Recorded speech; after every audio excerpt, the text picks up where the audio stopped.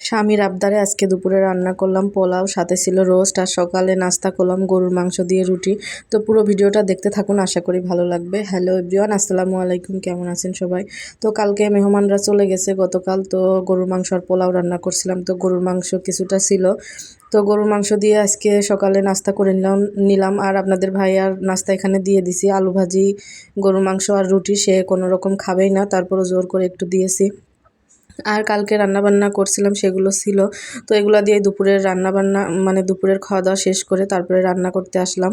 তো আপনাদের ভাইয়া হচ্ছে কালকে মানে পোলাও গরু মাংস রান্না করছিলাম, আর সাথে সবজি তরকারি মানে মাছ সাদা ভাত সবই রান্না করছিলাম। তো পোলাওটা খুব মজা হয়েছিল, তো অল্প করে রান্না করছিলাম, যেহেতু জার্নি করার দিন খাওয়া যায় না, তো অল্প করে রান্না করছিলাম। তো কালকে পোলাওটা খুব মজা হয়েছিল, এই জন্য আপনাদের ভাইয়া বললো আজকে আবার রান্না করতে, তো এই জন্য আজকে আবার রান্না করতেছি।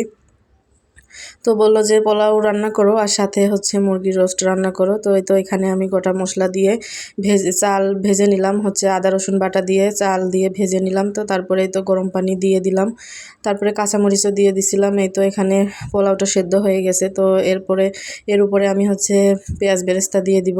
আর পোলাওটা কিন্তু অনেক ঝরঝরে হয়েছিল।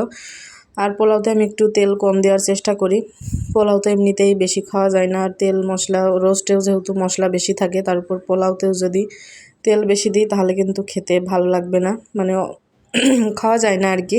তো তারপরে তো এখানে বেরেস্তা দিয়ে আমি আবার একটু নেড়ে চেড়ে দিলাম, উপর দিয়ে ঘি দিয়ে দিলাম একটু 1 চামচের মতো। তো ঘি দিয়ে এবার একটু নেড়ে চেড়ে তারপরে আমি এটা রেখে রোস্টগুলো ভেজে নেব। তো রোস্টগুলো যখন ভাজতেছিলাম প্রচুর পরিমাণে ছুটতেছিল, তেল ছুটতেছিল, এই জন্য আর ভিডিও করা হয় নাই। আমি কোনো রকমের ঢাকনা দিয়ে রোস্টগুলো ভেজে নিছি। তো তারপরে তো এখানে পেঁয়াজ আদা রসুন আর গোটা মশলা ভেজে নিচ্ছি। তারপরে হচ্ছে এখানে দিয়ে দেবো হচ্ছে রোস্টের মশলা আর টক দই একসাথে আমি মিশিয়ে পানি দিয়ে মিশিয়ে রেখে দিয়েছিলাম, সেটা দিয়ে দিলাম।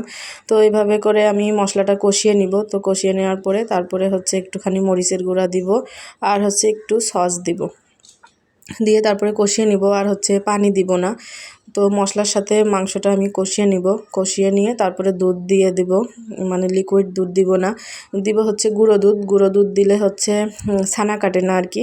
তো গুঁড়ো দুধটা আমি পানিতে গুলিয়ে রাখছি, এটা দিয়ে দেব পরে। আর মশলার সাথে কিন্তু আমি 10 মিনিট মতো কষিয়ে নিয়েছিলাম। তো যাই হোক, রান্নাবান্না কিন্তু অনেক মজাই হয়েছিল। আর আপনারা কে কে পোলাওর সাথে রোস্ট খেতে পছন্দ করেন? আমি কিন্তু একদমই পছন্দ করি না, আমার কাছে পোলাওর সাথে মাংসই ভালো লাগে। তো জামাইয়ের পছন্দ বলে কথা, সে যেহেতু খেতে চাইছে, তো এই জন্য ভাবলাম রান্না করি। তো এইখানে হচ্ছে কাজু বাদাম বাটা দিয়ে দিলাম। তো ভালোভাবে আমি কষিয়ে নিব, কষিয়ে তারপরে দুধ দিয়ে দিব। তো এই তো দেখেন একদম মশলা উঠে গেছে কষাতে কষাতে। এখানে এবার গুঁড়ো দুধটা মানে গুঁড়ো দুধ হচ্ছে আমি পানি দিয়ে গুলিয়ে রাখছিলাম, সেটা দিয়ে দিলাম। তো এবার একদম যখন তেলটা ছেড়ে দিবে তখনই হচ্ছে আমি নামিয়ে নিব। তো এই তো অনেকক্ষণ পরে আর কি, তো 4-5টা কাঁচামরিচ দিয়ে দিলাম। তো এবার আস্তে আস্তে হতে হতে আমি বেরেস্তাটাও দিয়ে দিলাম। তো পেঁয়াজ বেরেস্তা আগেই করে রাখছিলাম, সেটা দিয়ে দিলাম।